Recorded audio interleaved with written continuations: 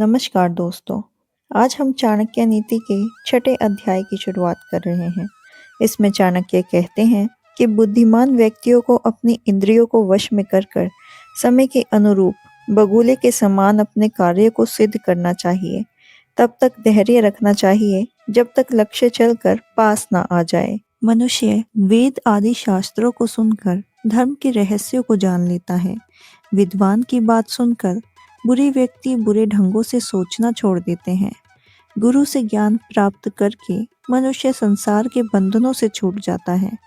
चाणक्य का विश्वास है कि व्यक्ति वेद शास्त्रों के अध्ययन के अलावा उन्हें सुनकर भी लाभ उठा सकते हैं। उनका कहना है कि वेद आदि शास्त्रों को सुनने से व्यक्ति धर्म के रहस्यों को समझ सकता है और विद्वानों के उपदेशों को सुनकर अपने बुरे विचारों को त्याग सकता है। सुनने का अर्थ वेद प्रतिपादित ज्ञान को गुरुमुख से श्रवण करना भी है। इस प्रकार ज्ञान की प्राप्ति श्रवण से होती है, जिससे मनुष्य सांसारिक बंधनों से मुक्त हो जाता है। आचार्य ने इस श्लोक द्वारा श्रवण के महत्व पर प्रकाश डाला है। यह श्रवण विद्वान और अनुभवी गुरु के मुख से होने पर ही फल देता है। आगे आचार्य कहते हैं कि पक्षियों में कौवा, पशुओं में कुत्ता, मुनियों में क्रोध करने वाला और समाज में दूसरे लोगों की निंदा करने वाला व्यक्ति दुष्ट और चंडाल होता है। भाव यह है कि दुष्ट और चंडाल प्राणी सभी स्थानों पर होते हैं, परंतु इसकी सीमा कहाँ होती है, यह व्याख्या चाणक्य ने की है। कौवा पक्षियों में इसीलिए सबसे गंदा और दुष्ट माना गया है क्योंकि उसे किसी भी प्रकार की शुद्धता का ज्ञान नहीं होता।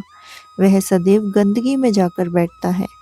पशुओं में कुत्ते का भी वही हाल है। आचार्य का कहना है कि ऋषि मुनियों में जो व्यक्ति क्रोध करता है उसे चंडाल और दुष्ट मानना चाहिए, परंतु सामान्य व्यक्तियों में दुष्ट और चंडाल वह व्यक्ति है जो दूसरों की निंदा करता है।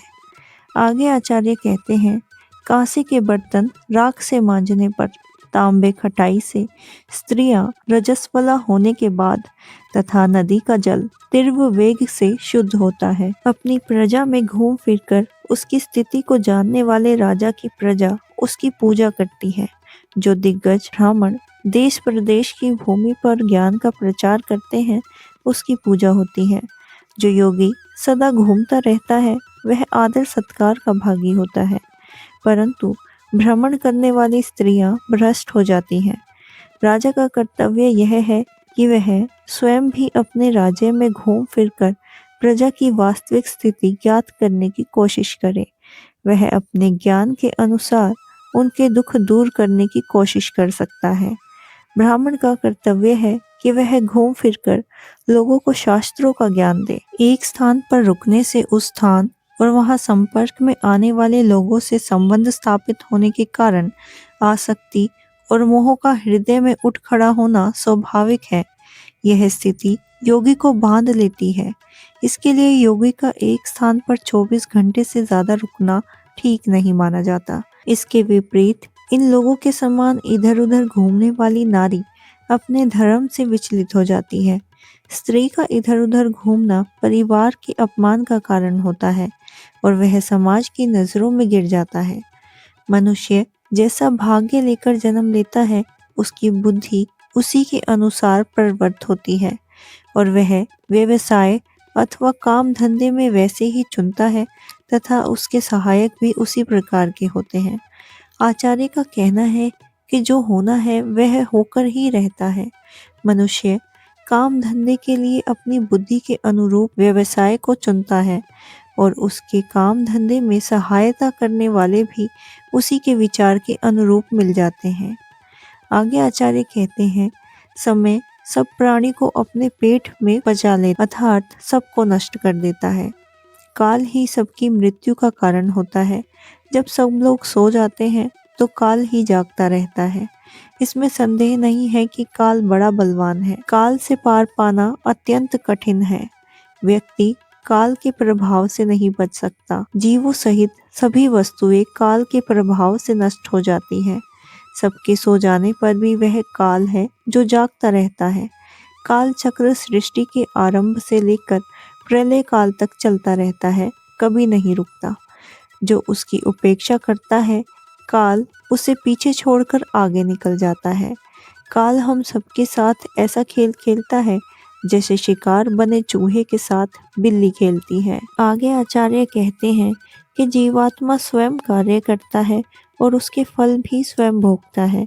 वह स्वयं ही विभिन्न योनियों में जन्म लेकर संसार में भ्रमण करता है और स्वयं ही अपने पुरुषार्थ से संसार के बंधनों तथा आवागमन के चक्र से छूटकर मुक्ति को प्राप्त हो जाता है। आचार्य के अनुसार व्यक्ति जैसे कर्म करता है उसी के अनुसार उसे कर्मों का फल भी भोगना पड़ता है। कर्म के फल के अनुरूप ही उसे दुख तथा सुख मिलता है।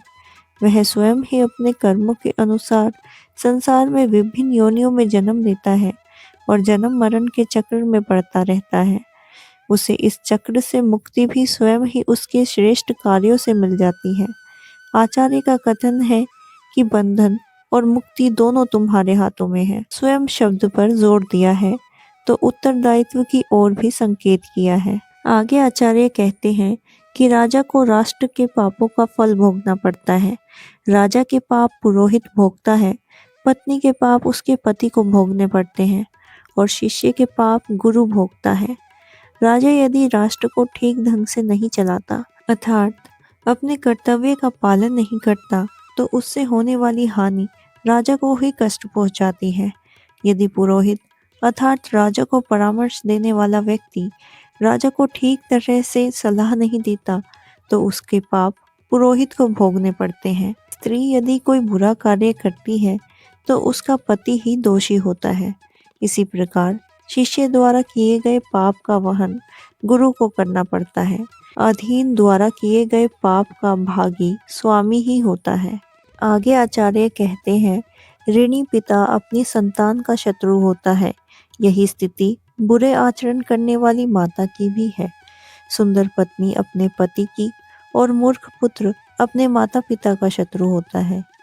किसी भी कारण से अपनी संतान को ऋण पर छोड़कर मरने वाला पिता शत्रु कहा गया है, क्योंकि उसके ऋण की अदायगी संतान को करनी पड़ती है।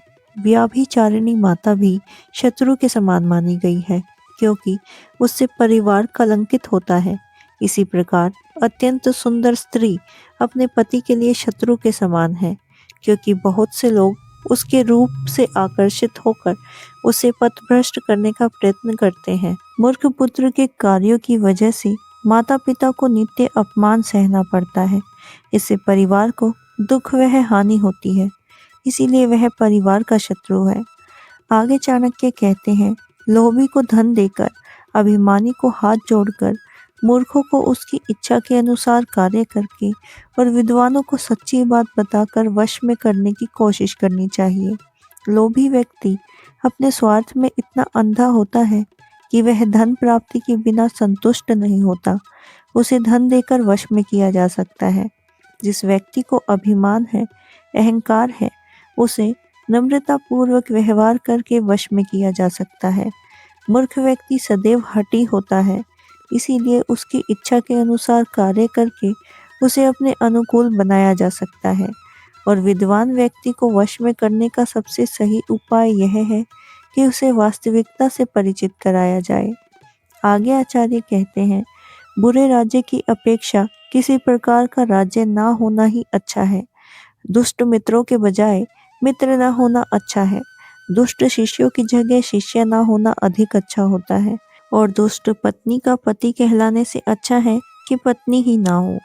आचार्य चाणक्य मानते हैं कि शासन व्यवस्था से संपन्न राज्य में ही रहना चाहिए और मित्र भी सोच समझकर बनाने चाहिए। गुरु को भी चाहिए कि परख कर शिष्य बनाए तथा दुष्ट स्त्रियों को पत्नी बनाने की अपेक्षा अच्छा है कि वह विवाह ही न किया जाए। आगे आचार्य कहते हैं दुष्ट राजा के शासन में प्रजा को सुख नहीं मिलता। धोखेबाज मित्र से सुख की प्राप्ति नहीं हो सकती। दुष्ट स्त्रियों को पत्नी बनाने से घर में सुख और शांति नहीं रह सकती।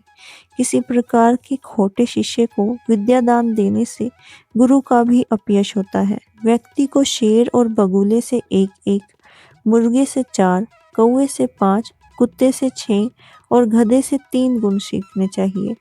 इस संसार की प्रत्येक वस्तु और प्रत्येक प्राणी हमें कोई ना कोई उपदेश दे रहे हैं। इन गुणों को सीखकर जीवन में सफलता, उन्नति, विकास किया जा सकता है। आगामी 4 श्लोकों में ऐसे ही कुछ गुणों का वर्णन किया गया है। कार्य छोटा हो या बड़ा, व्यक्ति को शुरू से ही उसमें पूरी शक्ति लगा देनी चाहिए। यह शिक्षा हमें शेठ से लेनी चाहिए। इसका भाव यह है कि व्यक्ति जो भी कार्य करे, चाहे वह छोटा हो या बड़ा, उसे पूरी शक्ति लगाकर करनी चाहिए, तभी उसमें सफलता प्राप्त होती है। शेर पूरी शांति से शिकार पर झपटता है, वह बड़ा हो या छोटा। बड़े को देखकर घबराता नहीं और छोटे की उपेक्षा नहीं करता। सफलता पाने के लिए प्रयास पर विश्वास करना जरूरी होता है। आगे आचार्य कहते हैं, बुद्धिमान व्यक्तियों को अपनी इंद्रियों को वश में कर समय के अनुरूप अपनी क्षमता को तोलकर बगुले के समान अपने कार्य को सिद्ध करना चाहिए। बगुला जब मछली को पकड़ने के लिए एक टांग पर खड़ा होता है, तब उसे मछली के शिकार के अतिरिक्त अन्य किसी बात पर ध्यान नहीं रहता। इसी प्रकार बुद्धिमान व्यक्ति जब किसी कार्य को सिद्ध करने का प्रयत्न करे, तो उसे अपनी इंद्रियां वश में करनी चाहिए। मन को चंचल नहीं होने देना चाहिए तथा चित्त पर एक दिशा में एक ही कार्य की पूर्ति में लगा रहे, ऐसा प्रयास करना चाहिए। शिकार करते समय बगुला इस बात का पूरा अंदाजा लगा लेता है कि किया गया प्रयास निष्फल नहीं होगा। समय पर उठना, युद्ध के लिए सदा तैयार रहना, अपने बांधुओं को उनका उचित हिस्सा देना और स्वयं आक्रमण करके भोजन करना, मनुष्य को ये 4 बातें मुर्गे से सीखनी चाहिए। ढीठ होना, समय समय पर कुछ वस्तुएं इकट्ठे करते रहना, निरंतर सावधान रहना और किसी दूसरे पर पूरी तरह विश्वास नहीं करना, ये 5 बातें हमें कौवे से सीखनी चाहिए। बहुत भोजन करना लेकिन कम में भी संतुष्ट रहना, गहरी नींद लेना लेकिन जल्दी से उठ के जाना, स्वामी की भक्ति और बहादुरी, ये 6 गुण हमें कुत्ते से सीखने चाहिए। व्यक्ति को ये 3 बातें गधे से सीख लेनी चाहिए। अपने मालिक के लिए बोझ ढोना, सर्दी गर्मी की चिंता नहीं करना और सदा संतोष में अपना जीवन बिताना। जो व्यक्ति इन 20 गुणों को सीख लेता है, अर्थात इन्हें अपने आचरण में ले लेता है, वह सब कार्य और अवस्थाओं में विजयी होता है, अर्थात उसे किसी भी अवस्था में पराजय का मुख नहीं देखना पड़ता। आचार्य का कहना है कि शास्त्रों में जो भी ज्ञान दिया गया है, वह सिद्धांतिक है। जिसने भी सफलता और उन्नति के तत्वों को स्वयं में, अपने आसपास या समूची प्रकृति में देखा है, उसे उन्होंने जिज्ञासु के लिए लिप्त बिंदु कर दिया। लेकिन उसे अपने जीवन में उतारने के लिए संदेह रहित होना जरूरी है। यह गुण पशु पक्षियों में सहज रूप से देखने को मिलते हैं। इन्हें अपनाकर ही वह अस्तित्व की लड़ाई में स्वयं को बचा पाते हैं। कैसे? आचार्य ने इसी की बागनी दी है। इसी तरह के अन्य उदाहरण हैं। अपनी जांच पड़ताल के लिए आप यह देखें कि इनमें से आपके पास कौन से गुण हैं और कौन से नहीं। श्रवण का जीवन अत्यंत महत्वपूर्ण है, लेकिन उसकी भी एक सुनिश्चित विधि है। गुरु मुख से ही शास्त्र का श्रवण करना चाहिए। गुरु विद्वान है और अनुभवी होता है। चाणक्य का कहना है कि मनुष्य जीवन बड़े सौभाग्य से प्राप्त होता है। इसीलिए मनुष्य को चाहिए कि वह स्वयं जीवन को शुभ कार्यों की ओर ले जाए, दूसरों की निंदा आदि करना छोड़ दें, वेद आदि शास्त्रों को पढ़े और शुभ कार्य करने से मनुष्य इस संसार में यश को प्राप्त होता है। चाणक्य कहते हैं कि जिस मनुष्य के पास धन है, सभी उसके भाई बंधु मित्र बनने के लिए तैयार हो जाते हैं और उसे ही श्रेष्ठ पुरुष मान लेते हैं। वे यह भी कहते हैं कि जिसे होनी होती है, मनुष्य की बुद्धि और उसके कर्म भी उसी प्रकार के हो जाते हैं। इस संसार में समय ही ऐसी वस्तु है जिसे टाला नहीं जा सकता। चाणक्य के अनुसार जब मनुष्य अपने स्वार्थ में अंधा हो जाता है, तो उसे अच्छे बुरे में अंतर नहीं दिखाई देता। मनुष्य का बंधन और मुक्ति उसके द्वारा किए जाने वाले कर्मों पर आश्रित होते हैं, क्योंकि वह जैसे कर्म करता है, उसे वैसे ही फल भोगने पड़ते हैं। आचार्य के अनुसार प्रजा के कार्य का फल राजा को, पत्नी के कार्य का फल पति को तथा पिता द्वारा छोड़े कर गए ऋण को पुत्रों को चुकाना पड़ता है। व्याभिचारिणी माता और मूर्ख पुत्र मनुष्य के लिए शत्रु के समान है। चाणक्य सामान्य जीवन में आने वाली समस्याओं पर प्रकाश डालते हुए कहते हैं कि किसी का लोभी व्यक्ति से पाला पड़ जाए तो उसे धन देकर, विद्वान को अपने मधुर व्यवहार से और मूर्ख तथा दुष्ट को उसके अनुकूल व्यवहार से वश में किया जा सकता है। ऐसे राज्य में रहना उचित नहीं जहाँ सुव्यवस्था न हो। इसी प्रकार दुष्ट व्यक्ति से मित्रता करने के बजाय मित्र रहित रहकर जीवन गुजार देना ज्यादा अच्छा होता है। चाणक्य का कहना है कि सिंह से एक गुण सीखना चाहिए, किसी भी कार्य को करते समय उसमें अपनी पूरी शक्ति लगाना। बगुला मछली पकड़ने के लिए आंख बंद करके एक टांग पर खड़ा होता है। यहाँ इंद्रियों को वश में करने का उदाहरण है। यह बगुले से सीखने योग्य गुण है। प्रयास करना महत्वपूर्ण है, इसीलिए उसे करने से पहले अपनी क्षमता को परख लें। बगुला यह सुनिश्चित हो जाने के बाद ही कि अब शिकार नहीं बच सकता, अपने प्रयास करता है। इसी प्रकार मुर्गे से 4 बातें सीखनी चाहिए। मनुष्य को ब्रह्म मुहूर्त में उठना, झगड़े का संकट उत्पन्न होने पर पीछे न हटना और जो कुछ भी प्राप्ति हो उसे अपने भाई बंधुओं में बांटने पर ही उपयोगिता में लाना। इसी प्रकार कौवे से 5 गुण सीखने चाहिए। इसी तरह कुत्ते में भी बहुत अधिक खाने की शक्ति होती है, परंतु जब उसे बहुत कम भोजन मिलता है तब वह उसमें भी संतोष कर लेता है। वह एकदम गहरी नींद में सो जाता है, परंतु अत्यंत सतर्क रहता है और जरा सी आहट होने पर जाग उठता है। उसे अपने मालिक से प्रेम होता है और समय पड़ने पर वह वीरतापूर्वक शत्रु से लड़ता भी है। इसी प्रकार गधा अत्यंत थका होने पर भी अपने काम में लगा रहता है। उसे सर्दी गर्मी आदि का होश नहीं रहता और वह कठिन परिश्रम भी करता है। चाणक्य के अनुसार जो व्यक्ति इन गुणों को धारण कर लेता है उसे जीवन में सफलता प्राप्त होती है। सफलता की कामना करने वाले को चाहिए कि वह इन गुणों को अपने जीवन में विशेष स्थान दे।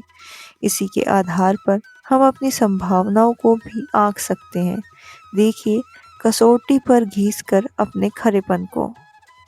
इसी के साथ चाणक्य नीति के 6ठे अध्याय की समाप्ति होती है। अगर आपको यह वीडियो पसंद आया हो तो इसे लाइक करें, शेयर करें और हमारे चैनल को सब्सक्राइब करना ना भूलें।